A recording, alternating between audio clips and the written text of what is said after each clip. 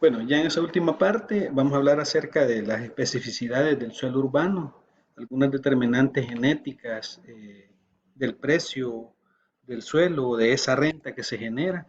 Entonces, hay algunos aspectos que son, digamos, importantes que ustedes lo tengan en cuenta. Primero, que el suelo es irreproducible, o sea, no lo podemos sustituir, no lo podemos mover, no existe un costo de producción mismo, con ciertas excepciones que tienen que ver, por ejemplo, cuando se le gana terreno al mar o cuando se construye en altura, pero hablando per se del suelo como tal, del suelo físico, pues tiene estas características y es heterogéneo, o sea, ningún suelo es igual a otro por muy cerca que estén, ¿verdad? O que estén ubicados en el mismo territorio. Siempre van a tener particularidades que lo hacen distinto a otro.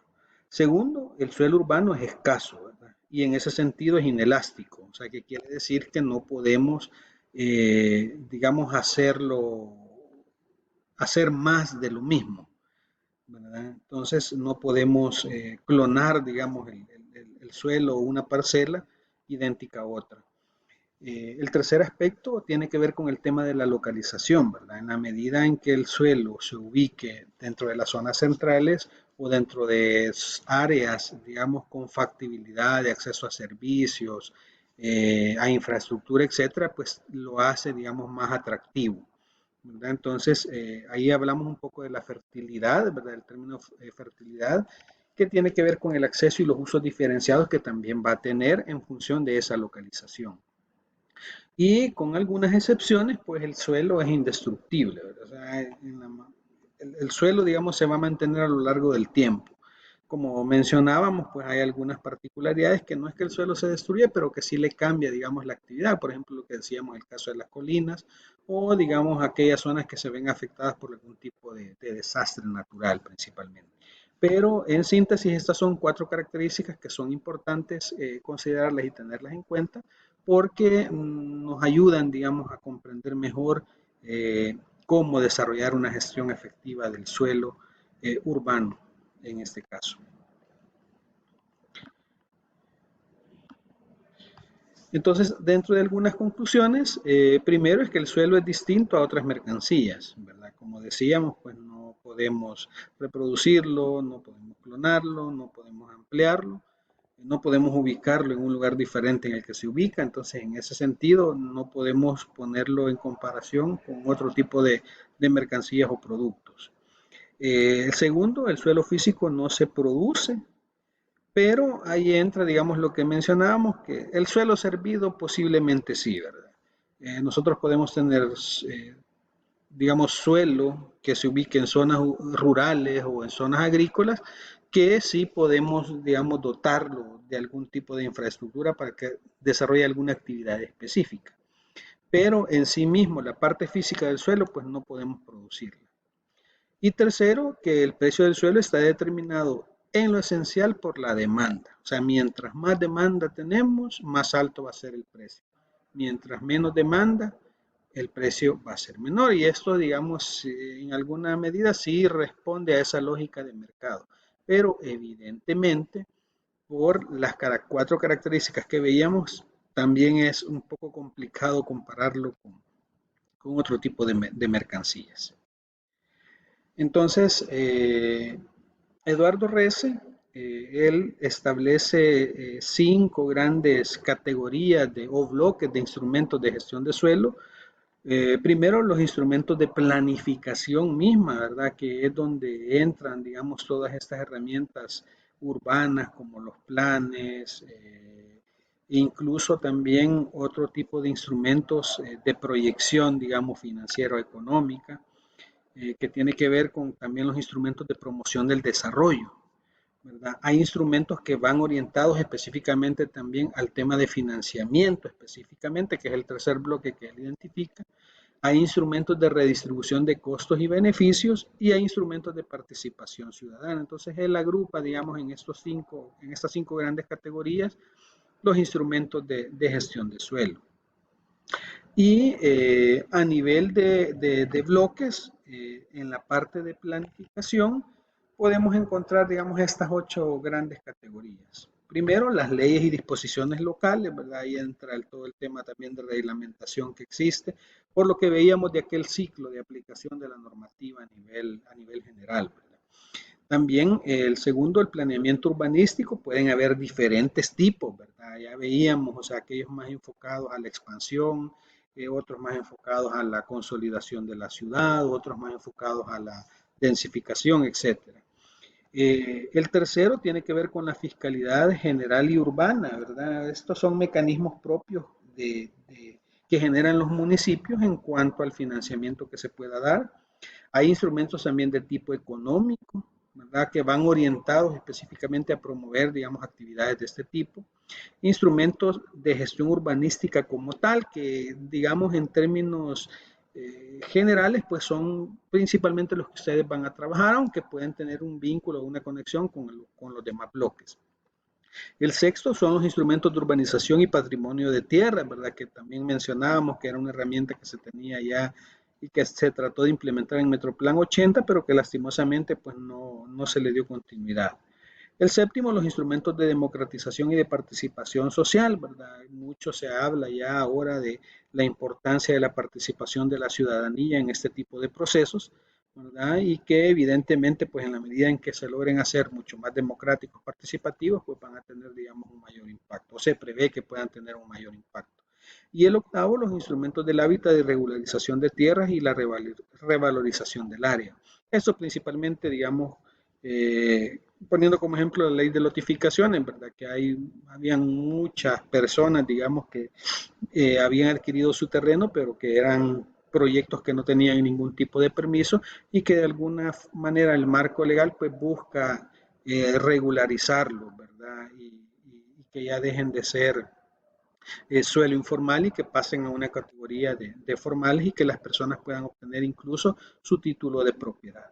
Entonces, esto, digamos, de manera muy general, lo que son los bloques de instrumentos, como les mencionaba, no vamos a entrar en el detalle de eso porque no es el alcance de esta materia. Esto lo van a desarrollar ustedes en la materia de gestión de proyectos y ahí van a poder, digamos, encontrar, digamos, los diferentes instrumentos y ubicarlos en estas grandes categorías.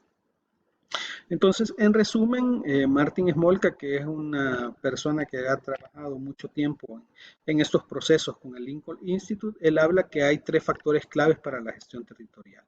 El primero tiene que ver con que debe existir una voluntad política para implementar este tipo de herramientas o mecanismos, ¿verdad? Porque si no tenemos el apoyo político de un alcalde, de un consejo o de los titulares de las instituciones o de la misma Asamblea Legislativa para aprobar mecanismos novedosos que tienen que ver con esa aplicación, pues va a ser muy complicado. Segundo, tiene que ver con el tema del conocimiento, principalmente desde la parte técnica. Estos son procesos que, como ustedes van a poder ver, hay que estudiar mucho, hay que analizar mucho, hay que hacer proyecciones, hay que meterse a temas económicos, a temas de financiamiento, la misma parte urbana. Entonces, es necesario ir generando, digamos, especializaciones. Aquí puede contribuir mucho la academia, las gremiales de profesionales, ¿verdad? En ir generando cursos de capacitación y discusión sobre estos temas. Y por último, el tercero, el tema de los recursos financieros, que él menciona que dentro de este orden, digamos, por decirle de alguna forma, es el último que se requiere, porque si existe voluntad política y existe conocimiento técnico, por default el tema de recursos se va a ir generando paulatinamente. Así es que esto de manera muy general, lo que tiene que ver con algunos conceptos importantes de la gestión del suelo urbano y los instrumentos de forma muy general, ¿verdad? Para que ustedes puedan ir teniendo una comprensión y como decía, tengamos un lenguaje común de discusión en los procesos. Eh, Juan Deval menciona que el conocimiento es producto de la actividad social que se produce, se mantiene y se difunde en los intercambios con nosotros. Entonces es importante, como mencionaba, pues hablar, discutir, que ustedes en su grupo discutan estos temas. Les vamos a dejar unas lecturas complementarias ahí que ustedes pueden ir revisando. Hay un documento muy interesante del área metropolitana donde se habla justamente de todo este tema de gestión urbanística y de mecanismos e instrumentos para que ustedes puedan profundizar un poco más y de alguna forma irlos aplicando en su ejercicio. Y también les voy a dejar una lectura que vamos a hacer, digamos, un ejercicio posteriormente en el caso de la sección 2, ¿verdad? Que se llama las palas de palo alto, que de alguna forma, pues de manera didáctica y muy interesante, vamos a tratar de comprender mejor todo esto que hemos hablado, que puede ser un poco difícil no solamente de explicar, sino también de que ustedes puedan comprender, ¿verdad? Todo lo que esto involucra. Pero este ejercicio, digamos, ayuda mucho en ese aspecto a clarificar conceptos, incluso a que nos sentemos pues a hacer cálculo, a regresar a las matemáticas de tercero y cuarto grado, a hacer sumas, restas, multiplicaciones y hacer una interpretación un poco de lo que este ejercicio plantea. Así es que sin más, esto sería, digamos, la presentación de esta parte y el documento que les vamos a colgar también es este que ustedes ven acá, ¿verdad? Que habla, es un diagnóstico sobre la gestión de suelo en el área metropolitana de San Salvador a partir de la aprobación de 4 políticas: la política de desarrollo urbano y territorial, la de espacios públicos, la de movilidad urbana y la política ambiental.